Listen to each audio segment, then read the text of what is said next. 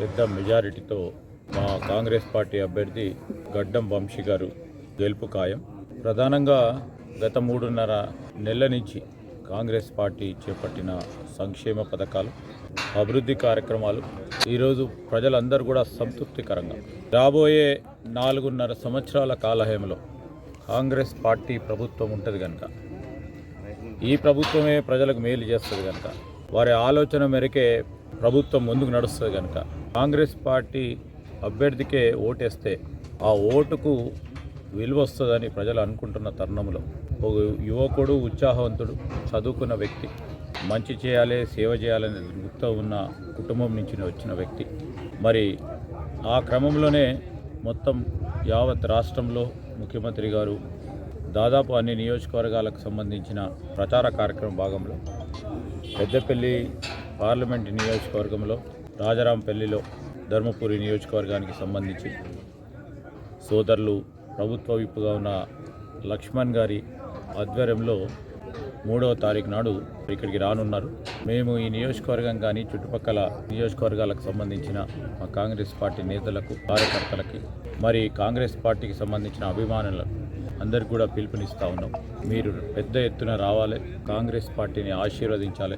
రాబోయే కాలంలో కాంగ్రెస్ పార్టీ ప్రభుత్వానికి ఇంకా బలం చేకూర్చే విధంగా మాకు ఆశీర్వాదం ఇవ్వాలని, వచ్చి విజయవంతం చేయాలని కోరుతా ఉన్నాం. కార్యక్రమాలు చేస్తూ ఉన్నాం. మేము సంక్షేమ కార్యక్రమాలు మేము 6 గ్యారంటీలకు సంబంధించి, దానికి తోడు ఈరోజు సంక్షేమ పథకాలకు సంబంధించి అనేక అంశాల విషయంలో ఆనాడు ఈ ప్రభుత్వం విభజన జరగకముందు, విభజన జరిగిన తర్వాత రెవెన్యూ సర్ప్లస్గా ఈ రాష్ట్రాన్ని విభజన చేసిన తర్వాత తెలంగాణ రాష్ట్రం ఏర్పడ్డది. అప్పుడు మనకు రెవెన్యూ సర్ప్లస్ రాష్ట్రంగా ఆ రోజు కాంగ్రెస్ పార్టీ ప్రభుత్వం ప్రజలందరి తీర్పు మేరకు టీఆర్ఎస్ పార్టీ ప్రభుత్వానికి పట్టం కడితే, ఈరోజు వారు 10 సంవత్సరాల తర్వాత ఆర్థిక వ్యవస్థను చిన్న భిన్నం చేసి ఏ డిపార్ట్మెంట్, పంచాయతీరాజ్ డిపార్ట్మెంట్ కానీ, ఆర్ఎండ్బి డిపార్ట్మెంట్ కానీ, విద్యాశాఖకు సంబంధించింది కానీ, డిఆర్డీఏకి సంబంధించింది కానీ, ఏ డిపార్ట్మెంట్ని తట్టినా అప్పులు తీసుకోకుండా నడిపేయాలి.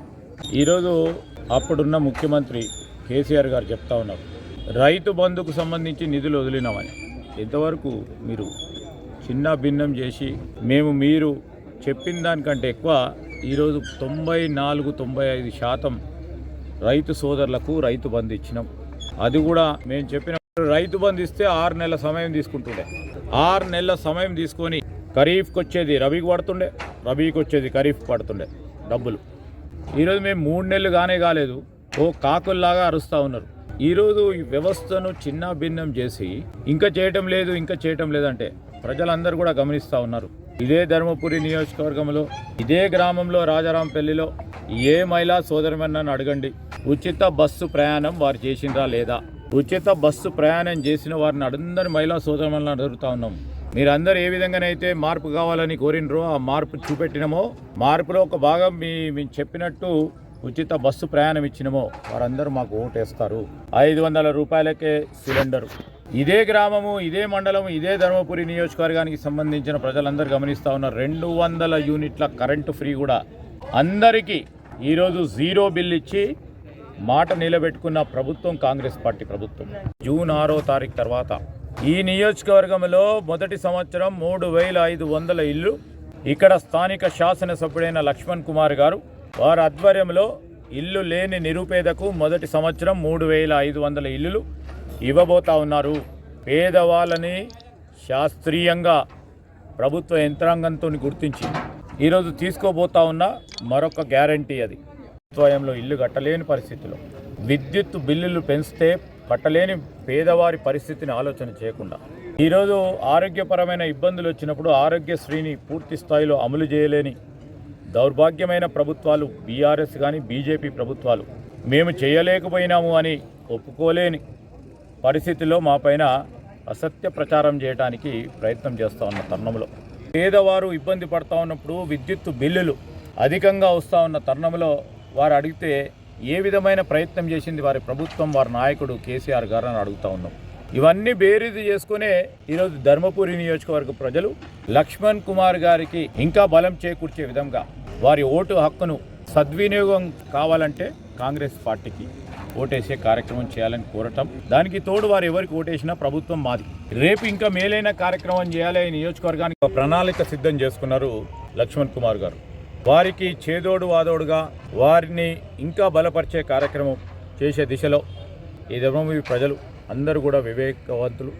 తప్పకుండా ఇంకా పెద్ద ఎత్తున మా కాంగ్రెస్ పార్టీ అభ్యర్థి అయిన వంశీ గారిని పెద్ద ఎత్తున గెలిపిస్తారని మన నమ్మకం. పెద్ద మెజారిటీతో పెద్దపల్లి పార్లమెంట్ నియోజకవర్గంలో కాంగ్రెస్ పార్టీ గెలవటం ఖాయం. నేను ఎమ్మెల్యేగా ఎలక్ట్ అయినా, వారు కూడా ఎమ్మెల్యేగా ఎలక్ట్ అయినా.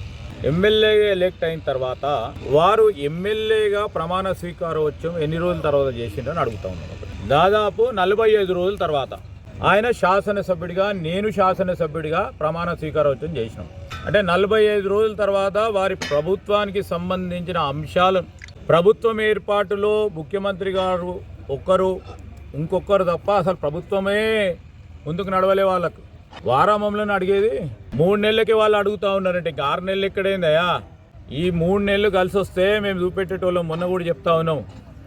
ఈరోజు మా అభివృద్ధి సంక్షేమానికి సంబంధించి ఓ ట్రైలర్ చూపెట్టినాం. ఇప్పటివరకు సినిమా చూడబోతారు 5 సంవత్సరాల్లో. దాని తర్వాత 70